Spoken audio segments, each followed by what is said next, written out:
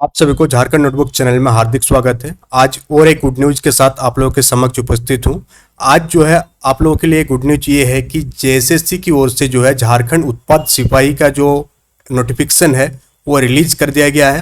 यानी कि अब आप जो है उत्पाद सिपाही का तैयारी फुल फॉर्म आप करना स्टार्ट कर दीजिए।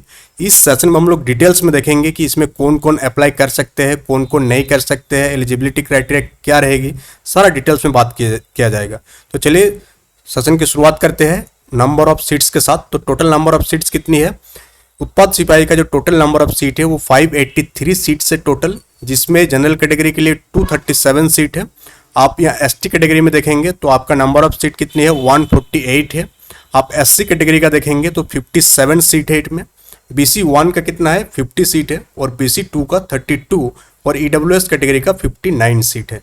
तो टोटल नंबर ऑफ सीट कितनी होगी आपका? 583। फॉर्म अप्लाई करने का जो फी है वो 100 रुपीज़ रखी गई है और कैटेगराइज वाले के लिए 50 रुपीज़। और साथ ही अगर आप पहले 2022 वाला फॉर्म अगर आप अप्लाई किए हैं तो आपको खाली रेफरेंस नंबर डालना है, तो आपको कोई भी फी देना नहीं पड़ेगा। अब हम लोग आगे इसके एलिजिबिलिटी क्राइटेरिया की बात करते हैं कि इसके लिए कौन पात्र है। सबसे पहले हम लोग शैक्षणिक योग्यता की अगर बात करेंगे, यानी एजुकेशनल क्वालिफिकेशन को, तो ये जो पोस्ट है आपका उत्पाद सिपाही, उत्पाद एवं मद्य निषेध विभाग के तहत झारखंड उत्पाद सिपाही सेवा संवर्ग, ये आपका ग्रुप सी का पोस्ट है। कौन सा पोस्ट है? ग्रुप सी का। तो इसलिए आपका जो यहाँ न्यूनतम एलिजिबिलिटी क्राइटेरिया है वो क्या है? मैट्रिक पास होनी चाहिए आपका। भारत सरकार के किसी भी संस्थान से आप, यानी कि इंडिया के कहीं से भी अगर आप मैट्रिक की है तब अप्लाई कर सकते हैं। बट यही चीज़ आप दूसरा राज्य में जाएंगे तो ग्रुप सी वाला पोस्ट में वहाँ का सिर्फ वहाँ के निवासी अप्लाई कर सकते हैं। बट झारखंड में क्या कि आप कोई भी राज्य से है तो अप्लाई कर सकते हैं। साथ ही पे मैट्रिक्स लेवल कितना है? 2 है इसका राज्य सरकार का। अब हम लोग आगे बात करेंगे तो जितने भी शैक्षणिक योग्यता वाला जो चीज़ है वो इसका रेफरेंस डेट क्या है? आधार डेट। जो फॉर्म भरने का लास्ट डेट है वही आपका आधार डेट रहने वाली है। अब हम लोग बात करते हैं आपका फिजिकल स्टैंडर्ड। तो फिजिकल के लिए आपका जो अनरक्षित यानी कि अनरेगुलेटेड कैटेगरी यानी अनरिजर्व कैटेगरी है उसके लिए जो ऊंचाई है न्यूनतम 160 सेंटीमीटर। और ईडब्ल्यूएस वाला के लिए भी यही। और सीना का कितना होना चाहिए? 81 होनी चाहिए। एससी एंड एसटी कैटेगरी की बात करें तो आपका जो हाइट होनी चाहिए मिनिमम 155 सेंटीमीटर और सीना 79 सेंटीमीटर होनी चाहिए।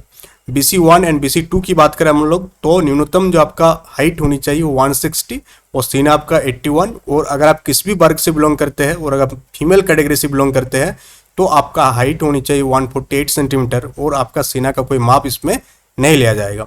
साथ ही इसके बाद आपका मेडिकल टेस्ट भी होगा। मेडिकल टेस्ट में यहाँ जितना भी चीज़ों के टेस्ट का नाम लिखा हुआ है ये सारे टेस्ट होगा। जैसे कि आपसे आपका चेक किया जाएगा नाइट ब्लाइंडनेस है कि नहीं, आप में कलर ब्लाइंडनेस है कि नहीं।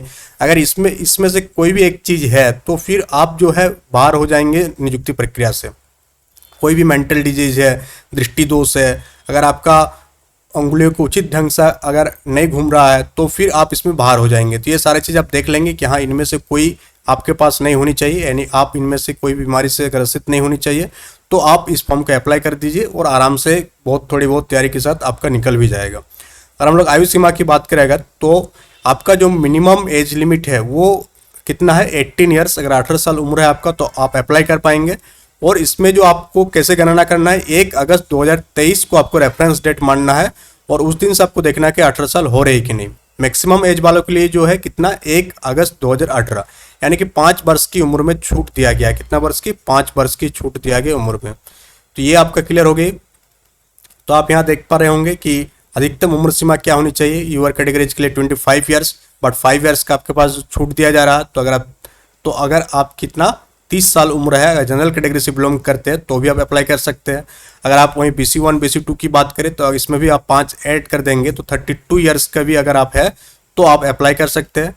महिला कैंडिडेट के लिए भी वही 33 एंड ST SC के लिए कितना? 35 अगर आपका एज है तो आप अप्लाई कर सकते हैं। आरक्षण वालों की बात करें कि आपका जाति वाला कब तक बना होनी चाहिए, इसके लिए एक अलग से वीडियो बनाएंगे, वहाँ डिटेल्स में हम लोग बात करेंगे कि आपका जाति और आय कब तक का बना होनी चाहिए। हम लोग और नीचे देखते हैं इसका, और सिलेबस वाला जो पार्ट है तो उसको हम लोग कवर करते हैं। ऑनलाइन के लिए ये सब सिंपल चीज़ें जो आप आराम से देख कर समझ सकते हैं। हम लोग आगे देखेंगे इसको। हाँ, परीक्षा के लिए आपका जो स्वरूप है, परीक्षा का एग्जाम पैटर्न हो क्या है? पहले आपसे फिजिकल एफिशिएंसी टेस्ट लिया जाएगा, आपका PET होगा। दूसरा क्या होगा? आपका रिटन टेस्ट होगा। दूसरा में क्या होगा? आपका रिटन टेस्ट होगा। और आपका थर्ड में क्या होगा, आपका मेडिकल टेस्ट होगा। तो 3 टेस्ट होगा टोटल, यानी 3 नियुक्ति प्रक्रिया से आपको गुजरना होगा। पहले आपका पीईटी होगा, तो पहले लिखित नहीं होगा, पहले ही आपको पीईटी ले लिया जाएगा। पीईटी में जो लोग सफल होगा उसका क्या होगा, लिखित एग्जाम होगा, और फिर उसका मेडिकल टेस्ट होगा, और फिर जो है आपका क्या हो जाएगा, ज्वाइनिंग हो जाएगी। तो ये सारी चीज़ें के बारे में डिटेल्स में बात किया। फॉर्म का अप्लाई कीजिए, और भी वीडियो बनाएंगे जिसमें हम लोग बात करेंगे कि आपका पीईटी में क्या क्या होगा, मेडिकल टेस्ट में क्या होगा डिटेल्स में, और साथ ही आपका आय जाति स्थानीय कब तक की बनी होनी चाहिए। That's all for today. Thank you. Channel में अगर नया है तो चैनल को ज्वाइन कर लीजिएगा।